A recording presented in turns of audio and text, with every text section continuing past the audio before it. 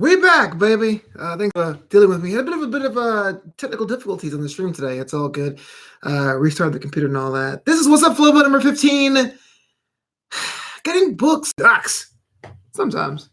See, I'm an entertainer. I like to entertain people, whether it's DJing or wedding officiant or ring announcing. We talked about that before, and also, if you want to become one of those, check out my online learning series, How to Be a Better MC, available right here in this channel. The thing is, ultimately, if you are someone that lives and dies by the event or party, you have to rely on other people to book you. There's a natural order of business. That's just the way it goes sometimes. And there's sometimes where, thankfully, I have too much work. I'm like, oh my gosh, I have this gig and that prep and this music selection and this rehearsal of the script and traveling for that. And it's great. But when you have a down period, when you have downtime, it can be absolutely rough. Guys, welcome to January. January is not the best month for DJs. And I was going to do a positive thing about, hey, look at this cool thing I saw the weekend, but I think it's very, very important that Wassup Flobo doesn't become all saccharine.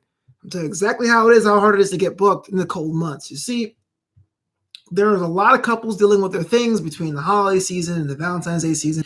So for DJs themselves, it's kind of a down period. A lot of the high classer DJs, I mean, by high class, I mean those who operate up here with their rates, take January off, take February off, go see the world, go travel. I'm not quite at that level yet. That's why I'm here. That's why I share with you my experience. But even though I only don't do DJ, I also MC. I'm also an auctioneer. So my job out there is to get my name out there, my word out there. We're advertising, we're going to network events, we're showing samples, we're doing social media posts. You're doing everything correct, but the natural ebb and flow of business can't be avoided. Just because you're in one industry doesn't mean some of the fail-safes of business that it doesn't affect yours. It is a little bit more difficult, I feel, being on the entertainer side, because most of your friends and family are not. You can't be like, oh man, when I was getting booked last week, it was great, but now I'm not. Most of your family will just say, hey, just get a job at Starbucks, or don't worry, things will come. But when you're working for yourself, which I think is what most entrepreneurs go through, there is this feeling of like, oh yeah, I know it's coming. Business is cyclical versus wow, I'm not sure if it is coming. It's like this self-assured chaos about what's the next gig going to be. So I figured today's episode will be more about that, taking it, even though I am a master of ceremonies, but really more of the entrepreneurial side. Because I know a lot of people out there have side hustles, side dreams, side thingies about how to maintain during that time. It really isn't a science. There isn't a set way of doing so. But I can tell you that once you understand that ebbs and flows are normal, and you can do things in between to make sure that you don't go crazy, it might be a little better for all. So, for example, in my case, let's take the DJ business, for example. This weekend, I don't have a gig because it's the second week of January. Like, who's partying in January? Who's just like, come to my dead of winter bash, bro? But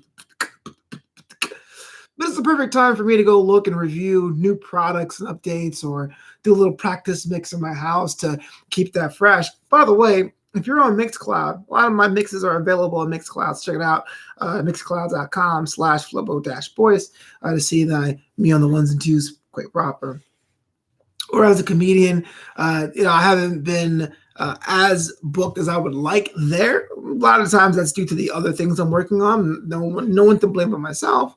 But today, I said I'm going to try to write some more material. And by writing some material, I'm not sure about your process if it comes to those people who are comedians or poets, but I write first, then I write to have it more of a showcase length, then I practice to the mirror, then I go to open mics, and I take it to shows. So by writing, this is just basically the first draft, the proto draft of it all.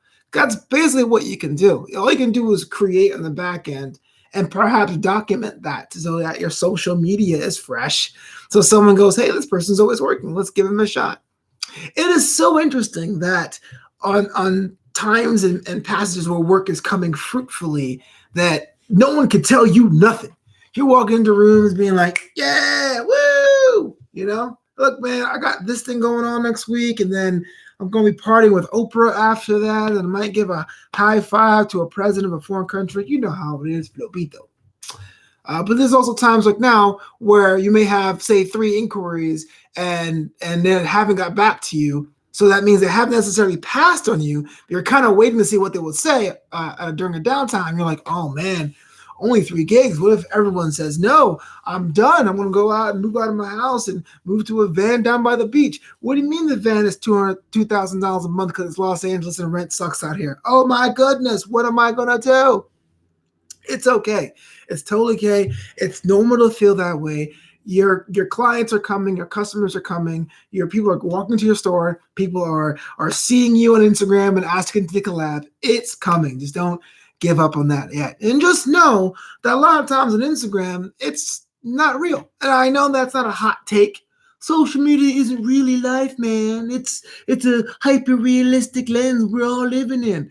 But it's something to really think about because it's very easy to scroll and get bogged down. Because if you're at home going, hey, man, I sent that email to that client 2 days ago and they haven't got back to me, and that's the second client in a row that's done that. Maybe I need to change my whole method. Maybe I need to change my whole pitch. Maybe I need to start wearing orange bow ties so my things to be a lot more bankable and easy to be recognized.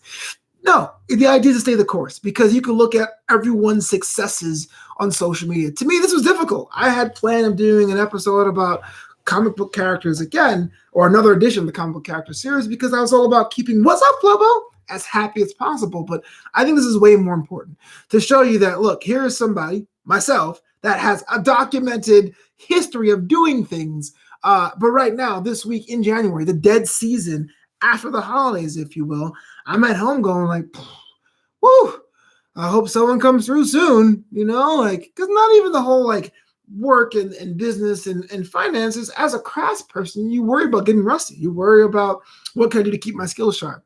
DJing is easy. I can set up a DJ deck anywhere and do a practice mix. Comedy is a little bit more difficult. The jokes that work, you have your own process and method. But what if you're someone that makes chairs, or what if you're someone that does fashion and you haven't found a gig in a season or 2 seasons? You may start to doubt, well, maybe do I still have it? Am I still cutting edge? Am I still ahead of the curve? It's all in your head, and that way it's okay. As long as you're thinking that and you're thinking of ways to prevent that, you're already on the right track.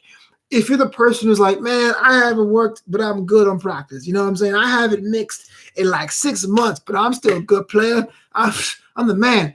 That's a problem. If you're like, man, I haven't really had a comedy gig in like 2 months, but I did this one show 8 months ago at the Chuckle Hut. I'm good. That's a problem. So you really want to keep going. You really want to keep creating, and soon enough the money will come. Soon enough the clients will come. And if you're the kind of person looking for it, soon enough the exposure will come. Again, the business side of creative, the art and commerce side, business is cyclical. Stick with it. Stay the course. Now, as for me, what I'm doing today, I am going to write some material. I have a couple meetings with other DJs just to see what other DJs are doing in this down period. Iron sharpens iron. And of course, I'm going to go out and review a lot of my hosting stuff with AfterBuzz. I always to watch the shows that I host to see how I can improve, how I can get better, to keep myself busy. Don't worry about it. It will come. Cross your fingers. Pray if you're into that kind of thing. Things will always work out for the best. Now, this is where I say, thank you for checking out this edition of What's Up, Flobo, and all the other editions of What's Up, Flobo. Please tell a friend about the stream, like, comment, subscribe. The thing is, I need all the subscribers I can get and all the likes too. So make sure to check out this edition, other editions. Tell a friend about the show, tell other friends about me, Flopito, flopito.com. And seriously, if you're looking to book a DJ or MC in the Southern California area, holla at a player. Until next time, man, peace out.